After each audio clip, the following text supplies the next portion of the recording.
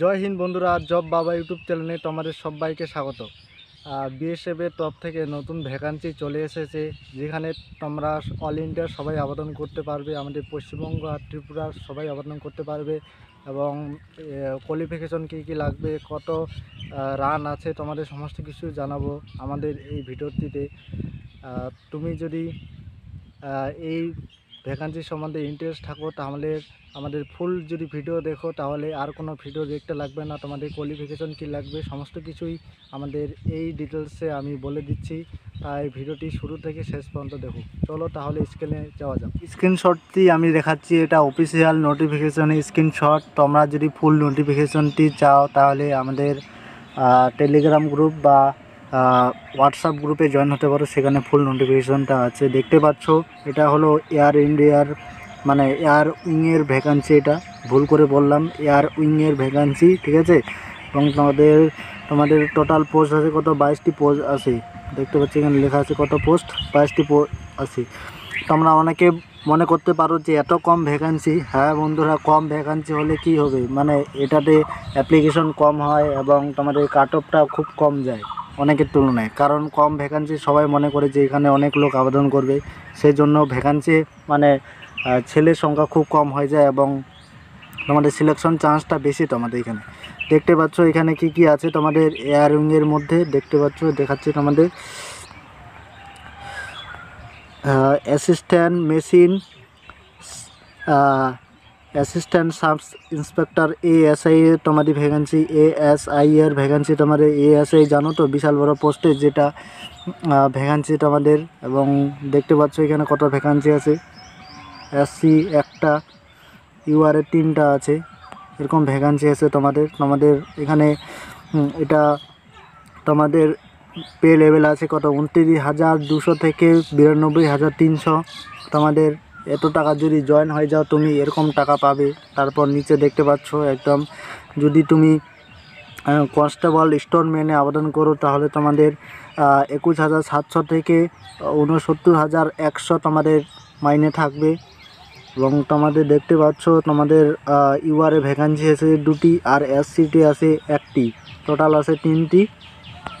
বন্ধুরা, তোমাদের অ্যাপ্লিকেশন করার জন্য সর্বপ্রথম তোমরা ভারতবাসীর মানে অর্থাৎ ইন্ডিয়াতে বসবাসযোগ্য হতে লাগবে, লেখা আছে দেখতে পাচ্ছ। তার পরবর্তী তোমাদের দেখাচ্ছি এজ লিমিট তোমাদের কী ব্যাপার। এজ লিমিটটা হলো তোমাদের অ্যাসিস্ট্যান্ট এয়ারক্রাফট মেশিনে যদি তুমি আবেদন করতে চাও, তাহলে তোমার 28 বছর হওয়া প্রয়োজন। ফর্মের লাস্ট ডেট অনুযায়ী তোমাদের 28 বছর হওয়া প্রয়োজন, অর্থাৎ তোমার যেই দিন ফর্মটি লাস্ট ডেট সেই দিন 28 বছর। এবং অ্যাসিস্ট্যান্ট রেডিও মেকানিকে তো একই 28 বছর হওয়া প্রয়োজন। আর কনস্টেবল স্টোরম্যানে তোমাদের 20 থেকে 25 বছর যদি হয়, তাহলে তুমি অ্যাপ্লিকেশন করতে পারবে। আর তোমরা যদি SC ST বা OBC যদি থাকো, তাহলে সেক্ষেত্রে তোমাদের ছাড় আছে। দেখতে পাচ্ছ 5 বছর 3 বছরের ছাড় আছে এবং আরও অনেক ছাড় আছে। দেখতে পাচ্ছ, এগুলো তোমাদের না জানলে হবে, যেগুলা সেন্ট্রাল অর্থাৎ আগে থেকে যারা চাকরি করা হয়েছে মানে তাদের জন্য এটা। এবং দেখতে পাচ্ছ, তার পরবর্তী আমি দেখাচ্ছি তোমাদের এডুকেশন কোয়ালিফিকেশান কী কী লাগবে। তোমাদের এডুকেশন কোয়ালিফিকেশন লাগবে, অর্থাৎ অ্যাসিস্ট্যান্ট এয়ারক্রাফট মেশিনে তোমরা যদি আবেদন করতে চাও, তাহলে তোমাদের এসেনশিয়াল কোয়ালিফিকেশন অর্থাৎ তোমাদের লাগবে এই কোয়ালিফিকেশন, সেটি হলো 3 year diploma in the 12 trade recognised of director general civil অ্যাভিয়েশনে তোমাদের যোগ্যতা থাকা প্রয়োজন, অথবা তোমাদের গ্রুপ X, অথবা তোমাদের যদি এই কোয়ালিফিকেশনটা না থাকে, তাহলে গ্রুপ X অর্থাৎ ক্লাস 10 পাস করে ডিপ্লোমা ইস্যুড বাই দ্য এয়ারফোর্সের মানে অর্থাৎ তোমরা 10 পাস করলে 10 প্লাস করার পর যদি এয়ার ইন্ডিয়া মানে এয়ারফোর্সের তরফ থেকে যদি তুমি ডিপ্লোমা যদি করো, তাহলে তুমি এই মানে তোমাদের পোস্টের জন্য তুমি অ্যাপ্লিকেশন করতে পারবে। তারপর নিচে দেখাচ্ছি। তারপর আরেকটা হলো পারফেক্ট 2 ইয়ার 11 অ্যাকশান। তোমাদের যদি 2 বছরের যদি কোনো কোর্স করা থাকে বা তোমাদের অভিজ্ঞতা থাকে, তাহলে তোমাদের করা যাবে, মানে আগে প্রিফারেন্স দেওয়া হবে, এখানে সেটাই লেখা আছে। তারপর দ্বিতীয় নাম্বার পয়েন্টে হলো assistant radio machine essential qualification লাগবে, যেটা 3 years diploma by the director general civil aviation in the telecommunication আর ইলেকট্রনিক ইঞ্জিনিয়ারিং থেকে তোমাদের থাকতে লাগবে। আর তোমাদের যদি সেটা না থাকে, মানে কোয়ালিফিকেশনটা না থাকে, তাহলে গ্রুপ বিস্ট হলো ক্লাস 10 পাস হতে লাগবে এবং তার সঙ্গে এয়ারফোর্সের টপ থেকে তোমাদের ডিপ্লোমা হতে লাগবে। অথবা বন্ধুরা, তোমাদের যদি কারো এক্সপিরিয়েন্স থাকে তাহলে তোমাদের অগ্রাধিকার তোমাদের প্রথমে দেওয়া হবে, ঠিক আছে? সাধারণ ক্যান্ডিডেটের তুলনায় তোমাদের প্রথমে অগ্রাধিকার দেওয়া হবে। তারপর নিচেরটা হলো, এখানে প্রায় কম যোগ্যতার মাধ্যমে তোমাদের অ্যাপ্লিকেশন করতে পারবে। এখানে 3 নম্বরে হলো ম্যাট্রিকুলেশন পাস সায়েন্স, অর্থাৎ ক্লাস 10 তোমাদের সায়েন্স নিয়ে পড়তে হবে। তোমরা জানো ক্লাস 10 সবাই সায়েন্সে পড়াশোনা করে। তারপর must have 2 year working experience, অর্থাৎ তোমাদের এক্সপিরিয়েন্স থাকতে লাগবে 2 বছরের। যদি অ্যাপ্লিকেশন করতে চাও, কোথা থেকে থাকতে লাগবে?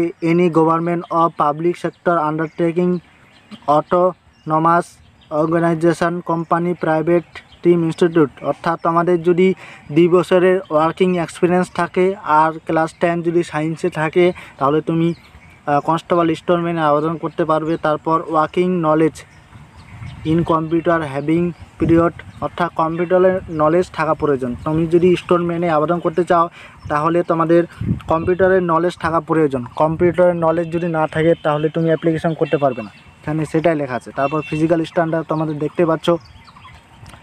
ফিজিক্যাল স্ট্যান্ডার্ড তোমাদের কী লাগবে? হাইট লাগবে 165 সেন্টিমিটার, ফিমেলদের লাগবে 150 সেন্টিমিটার, চেস্ট লাগবে 70 থেকে 80 সেন্টিমিটার এবং 2 সেন্টিমিটার তোমাদের ফোলাতে রাখবে। নট অ্যাপ্লিকেবল, ফিমেলদের ক্ষেত্রে কোনো ধরনের চেস্ট দরকার নেই। আর হাইট হলো দুজনের হলো, মানে যত হাইট হবে সেই অনুযায়ী তোমার যদি 170 বা 180 সেন্টিমিটার হয়, সেই অনুযায়ী তোমার ওয়েট থাকা প্রয়োজন। বিএসএফের একটা নির্দিষ্ট চার্ট আছে, সেই চার্ট অনুযায়ী তোমাদের ওজন হওয়া প্রয়োজন। তোমরা যদি স্টোরম্যানে আবেদন করতে চাও, স্টোরম্যানে যদি আবেদন করো, তাহলে তোমাদের হাইট প্রয়োজন 165 সেন্টিমিটার আর ফিমেলদের ক্ষেত্রে 150, চেস্ট হলো 80 থেকে 85 সেন্টিমিটার হওয়া প্রয়োজন, ঠিক আছে? আর ফিমেলদের কোনো চেস্ট দরকার নেই, ওয়েট আগের মতো, মানে হাইটের অনুযায়ী তোমাদের ওয়েট থাকা প্রয়োজন, ঠিক আছে? বন্ধুরা দেখতে পাচ্ছ মেডিকেলে তোমাদের কী কী থাকা প্রয়োজন। তোমরা অনেকে আছো যে প্রায় কম মানে তোমাদের চোখের পাওয়ার কম আছে, সেক্ষেত্রে হবে না। তোমাদের কত থাকা প্রয়োজন? 6/6 বা 6/9 থাকা প্রয়োজন, ঠিক আছে? নাহলে কিন্তু তোমাদের যদি 6/10 থাকে বা 12 কালার যদি থাকে, সেক্ষেত্রে তোমাদের এখানে এই রিক্রুটমেন্টে তোমাদের অংশগ্রহণ না করাই ভালো। 6/6 বা 6/9 থাকা প্রয়োজন। তোমাদের দেখতে পাচ্ছ কী কী না থাকতে লাগবে তোমাদের। The candidate had not knock knee, flat foot, varicose vein, squints in eyes in the solid press, night color vision. They should process CP. The candidate will be tested color vision by the test well is garden. অর্থাৎ বন্ধুরা এখানে লেখা আছে তোমাদের কোনো ধরনের এসে যাতে না থাকে তোমাদের নকনি, ঠিক আছে? ফ্ল্যাট ফুট, নকনি জিনিসটা কি আমরা ভিডিও বানিয়ে দিব, কি কি জিনিস আছে, ফ্ল্যাট ফুটটা কি, ভেরিকোজ ভেন, সমস্ত কিছুই ব্যাপারে আমরা ভিডিও বানিয়ে দিব। কি জিনিসগুলো এগুলো যদি থাকে, তাহলে তোমাদের মানে মেডিকেলি আনফিট করা হবে। তার জন্য তোমরা আগে থেকেই যদি এই ভ্যাকান্সির জন্য প্রস্তুত হতে চাও, তাহলে তোমরা যদি এই ভ্যাকান্সির জন্য মানে অ্যাপ্লিকেশন করতে চাও, তাহলে আগে থেকে তোমাদের বলে দিচ্ছি তোমাদের এরকম লাগবে। তোমাদের মানে এরকম কারো যদি সমস্যা থাকে, তাহলে তোমরা অ্যাপ্লাই করো না, সেটাই বলছি। ট্যাটুর ব্যাপার আছে বন্ধুরা, ট্যাটু যদি থাকে তাহলে হবে না, ঠিক আছে? সমস্ত কিছু জানাচ্ছি আমি। তোমাদের প্রথমে দেখা দিচ্ছি সিলেবাস কি, তোমাদের কী কী সিলেবাসে থাকবে। দেখতে পাচ্ছ সিলেবাসে তোমাদের জিকে থাকবে, ইংলিশ থাকবে, ম্যাথ থাকবে, টেকনিক্যাল সাবজেক্ট থাকবে। টোটাল তোমাদের কত 100 মার্কে পরীক্ষা হবে এবং 2 ঘন্টা সময় থাকবে। এবং এগুলো তোমাদের দেখে নিও কত কোশ্চেন্টে থাকবে। সমস্ত কিছু আমি টেলিগ্রাম গ্রুপে দিয়ে দেবো, সেখান থেকে তোমরা দেখে নিতে পারবে। তারপর নিচে দেখে দিচ্ছ, এখানে বলা আছে যে মিনিমাম জেনারেল বা ওবিসি ক্যান্ডিডেট যদি 50%-এর নিচে পায়, তাহলে আমরা কখনো ডাকবো না। আমরা জানি বন্ধুরা এর থেকে বেশি কাট অফ যায়, কিন্তু 50%-এর যদি নিচে কেউ আনে জেনারেল বা ওবিসি, তাকে আমরা ডাক দেবো না। আর ST/SCর জন্য 45% যদি পায়, তাদের আমি ডাক দেব। এটা এমনি সাধারণের জন্য বন্ধুরা বলছে, যদি কেউ যদি পরীক্ষা না দেয়, তবু আমরা 45%-এর নিচে যদি কোনো ছেলে বা মেয়ে পায়, তাহলে তাকে আমরা ডাক দিব না। এখানে একদম সরাসরি লেখা দিচ্ছি। বন্ধুরা তোমাদের বলা চলে। তোমাদের এক্সামিনেশন করার পর কম্পিউটার বেস এক্সামিনেশন হওয়ার পর প্রথমে বলে দিই তোমাদের কম্পিউটার বেস এক্সামিনেশন না OMR বেসিক বলে দিচ্ছে তোমাদের OMR এর তোমাদের পরীক্ষা হবে। কথা হয় কম্পিউটার বেসিক হবে না, OMR এর পরীক্ষা হবে তোমাদের। OMR পরীক্ষা দিতে লাগবে, ঠিক আছে। দেখতে পাচ্ছ OMR এর পরীক্ষা দেওয়ার পর তোমাদের ডকুমেন্টস ভেরিফিকেশন হবে। ডকুমেন্টসে পাস করার পর ফিজিক্যাল স্ট্যান্ডার্ড জানো তোমরা, দেখিয়ে দিলাম কত হাইট লাগবে, চেস্ট লাগবে সেটি বলে দিলাম। এবং তারপর তোমাদের PST লাগবে, অর্থাৎ তোমাদের রান আর হাই জাম্প লং জাম্প হবে। এখানে দেখতে পাচ্ছ কী কী হাই জাম্প লং জাম্প তোমাদের দেখতে পাচ্ছ। মেলদের ক্ষেত্রে 5 কিলোমিটার 24 মিনিটে পূরণ করতে লাগবে, আর ফিমেলদের ক্ষেত্রে 1.6 কিলোমিটার 8 মিনিট 30 সেকেন্ডে পূরণ করতে হবে। 1 মাইল রান তোমাদের করতে লাগবে। Standard board jump, clear the beach, jump the reach, সব সম্পূর্ণ কিছু করতে লাগবে। আমরা যেই মুহূর্তে ভিডিও বানাচ্ছি এগুলোর সম্বন্ধে জানি না, তোমরা রিকোয়েস্ট যদি করো তাহলে এর সম্বন্ধে আমরা ফুল ডিটেলসে ভিডিও নিয়ে আসব, ঠিক আছে বন্ধুরা। তারপর দেখে দিচ্ছি তোমাদের কি কি তোমাদের অ্যাপ্লিকেশন করার জন্য তোমাদের কত টাকা লাগবে। যদি দাঁড়াও তোমাদের বলে দিচ্ছি বন্ধুরা, তোমরা যদি